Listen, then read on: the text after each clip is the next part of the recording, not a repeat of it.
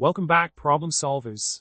Today, we encountered an interesting problem while trying to replace every letter in a string with the next letter in the alphabet. But instead of getting the desired result, we ended up with random symbols, or XXXX, after running the program. Quite the puzzling situation, isn't it? Let's delve into the intricacies of this problem and find a solution together. Now, diving into the solution provided for our little conundrum, the key issue lies in two aspects of the code.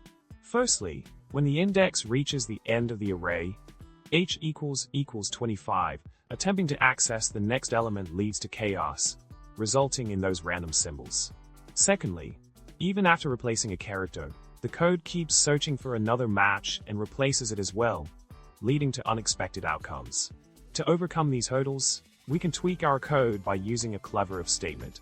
By incorporating a modulus operation, we ensure that when the index exceeds the array bounds, it loops back to the beginning, preventing any mishaps. Additionally, by including a break statement, we avoid continuous replacements and move on to the next character.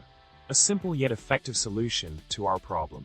In summary, by addressing the array boundary issue and refining our character replacement logic, we've successfully tackled the challenges faced in our coding endeavor.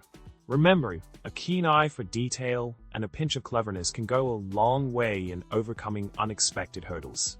With this, we wrap up our journey into unraveling the mysteries of code.